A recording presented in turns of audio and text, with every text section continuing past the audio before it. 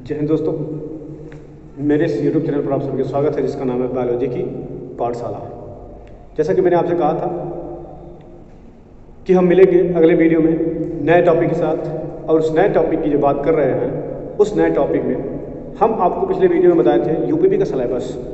उस सिलेबस पे मैंने पूरा एनालिसिस किया था, आपको ये बताया था कितने नंबर का क्वेश्चन होगा और कितने क्वेश्चंस होंगे और उसमें प्लस माइनस क्या होना है, और इसके साथ साथ कितने कितने ऐसे ऐसे टॉपिक्स हैं जिस पे ये क्वेश्चंस बनने हैं। और इसमें बताया था कि टोटल 4 टॉपिक्स जिस पे क्वेश्चन बनेंगे, और ये हम भी बताए थे कि जो सिलेबस है उस सिलेबस में क्या है कि कितने कितने क्वेश्चंस एस्टिमेटेड हैं कि जो आएंगे, वो आप देखे भी होंगे और समझे भी होंगे।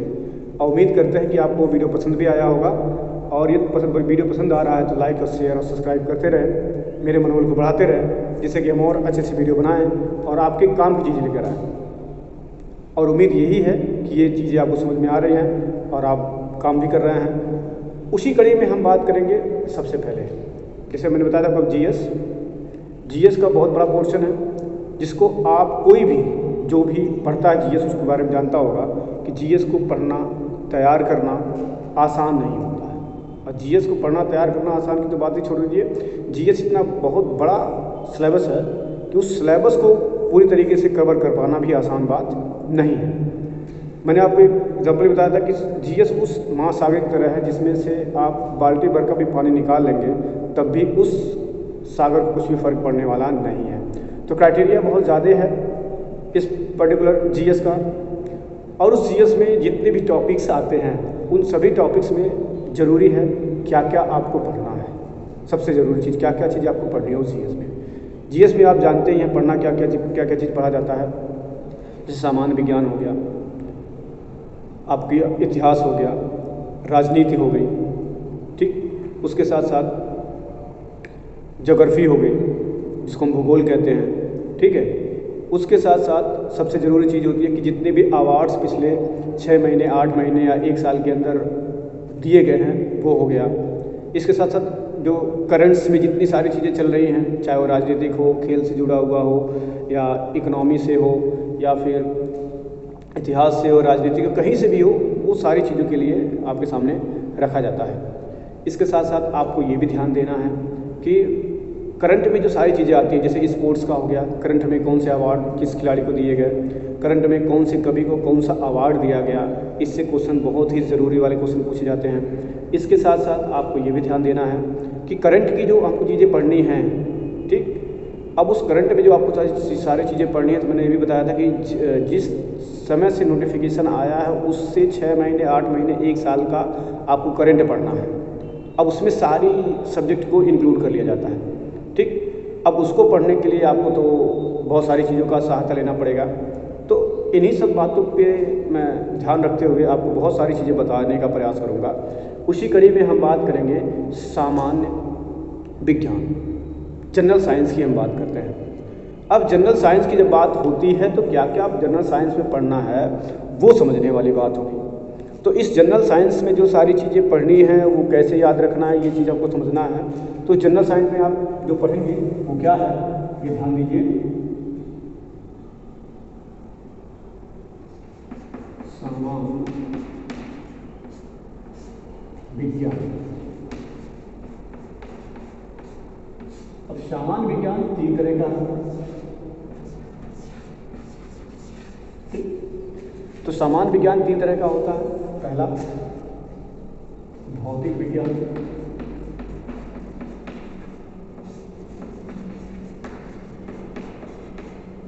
दूसरा रसायन विज्ञान,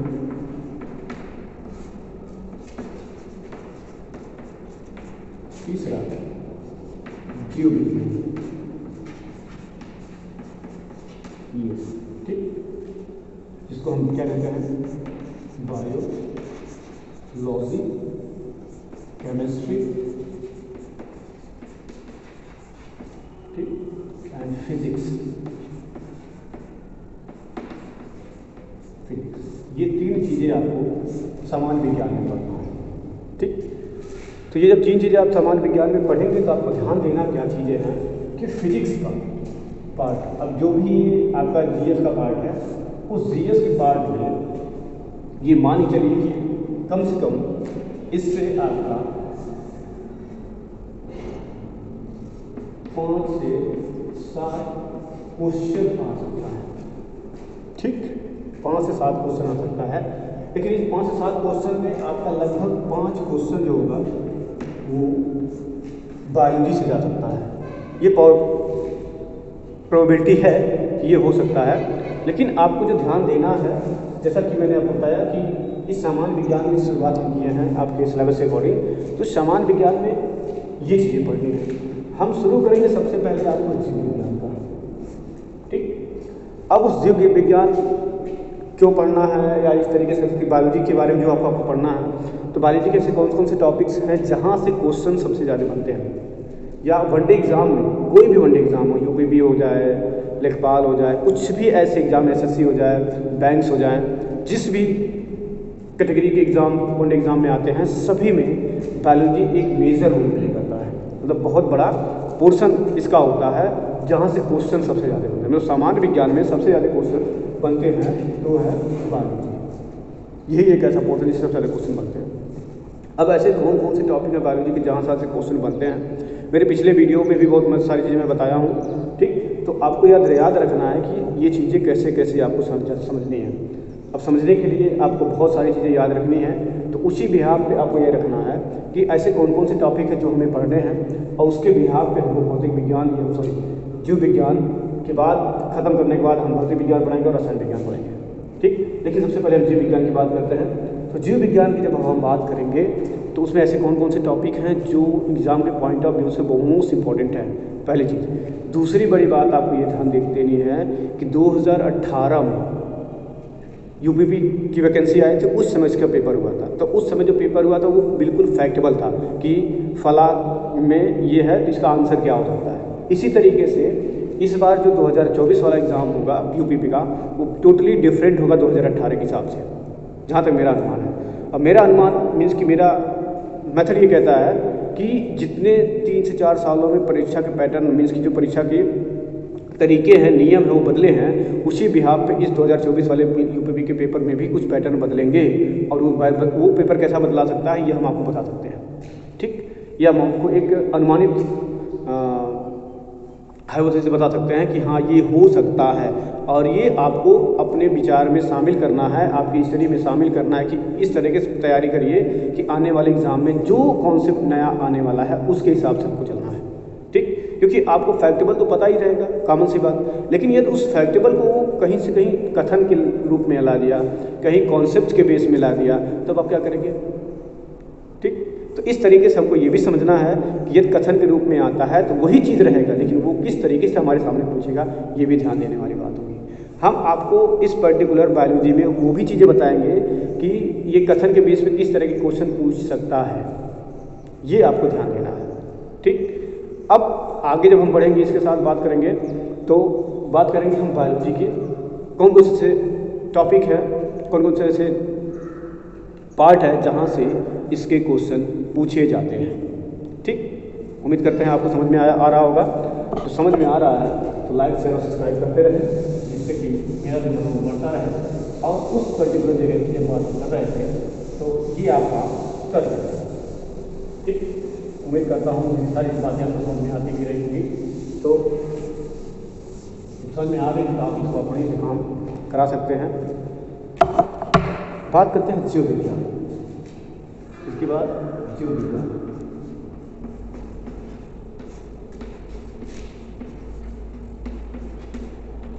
जीव विज्ञान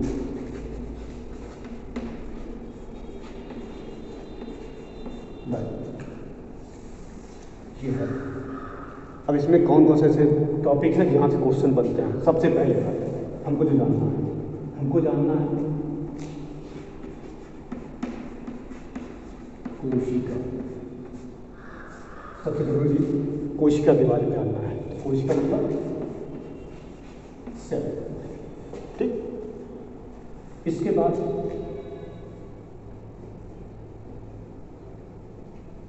दूसरा जो आपका है वो होगा पाचन। इसको क्या कहते हैं, गाइड रिसीवर। ठीक, तीसरा जो होगा वो क्या हो सकता है श्वसन, इसको क्या कहते हैं रिस्पिरेशन। ठीक, चौथा है वो क्या जो हम क्वेश्चन आ सकते हैं वो है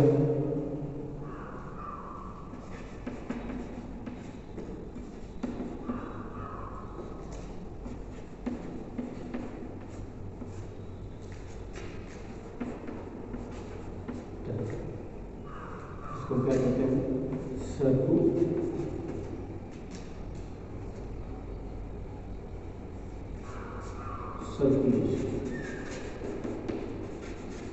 ठीक, पांचवा ऐसा क्या है जहाँ से आपका आ सकता है वो है उत्सर्जन।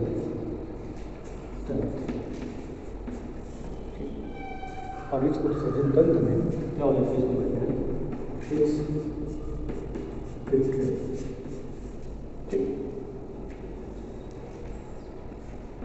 क्या होगा वो होगा वो हो सकता है क्या, ये समझने वाली बात होगी, वो होगा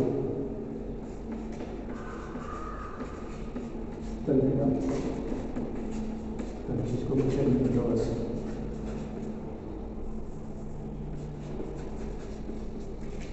नर्वस। ठीक, सब क्या एस वाई जोड़ लीजिए, सबके आगे एस वाई जोड़ लीजिए, सबके आगे एस वाई जोड़िए, सिस्टम हो जाएगा।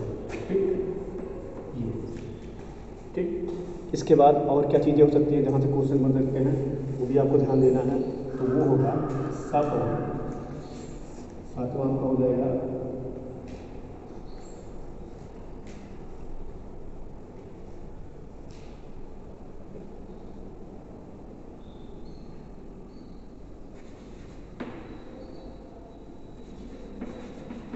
कंकाल तंत्र, इसको कहते हैं स्केलेटल सिस्टम। ठीक, आठवां आपका क्या हो सकता है, जो ये जरूरी चीज़ें हैं, आठवां आपका हो सकता है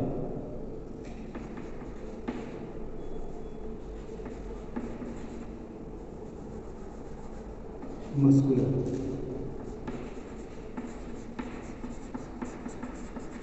सिस्टम। ठीक, नौवां आपका हो सकता है वो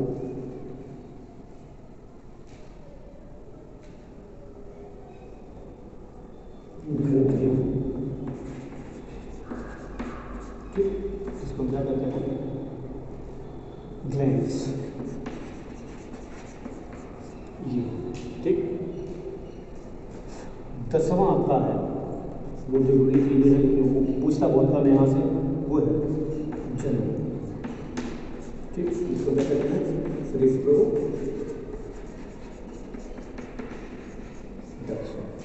ये 10 ऐसे टॉपिक है जहाँ से क्वेश्चंस बनते ही बनते हैं। ठीक, एक तो ये तो हो गया एनिमल से रिलेटेड सभी टॉपिक। ठीक है, लेकिन हम बात करेंगे इन्हीं में आता है पौधों से भी जरूरी चीज़ें रिलेटेड। ये तो हो गया इससे एनिमल्स टॉपिक। ठीक, लेकिन अब बात है पौधों से, प्लांट्स। तो प्लांट्स में क्या क्या होता है ये समझने वाली बात होगी। इसमें आपका आता है ठीक, तन, ठीक, पत्ती, ये यहाँ से बनते हैं।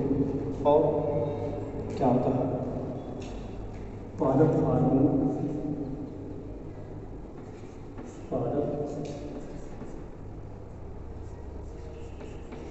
हार्मोन्स, ये इसके साथ आग, इसके भी आगे चीज़ें हैं जहाँ से क्वेश्चन बनते हैं।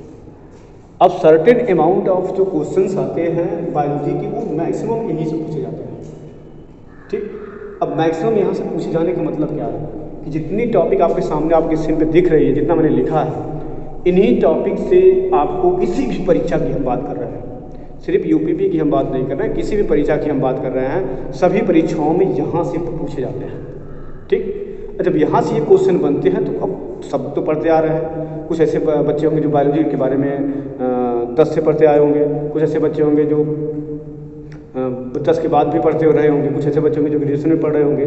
लेकिन है क्या कि सबसे बड़ी बात हमको यहाँ ध्यान देना है कि जो बच्चे इस टाइम पार्टिसिपेट करेंगे यूपीपी में, वो कुछ ऐसे बच्चे होंगे जो 18 से ऊपर के होंगे, कुछ ऐसे बच्चे होंगे जो कई वनडे एग्ज़ाम को अपीयर कर चुके होंगे, कुछ ऐसे भी बच्चे होंगे जो इनको ये पता ही नहीं होगा कि आखिर ये एग्ज़ाम हम देने जा रहे हैं जो फर्स्ट टाइम, इसमें कैसा क्वेश्चन आ सकता है।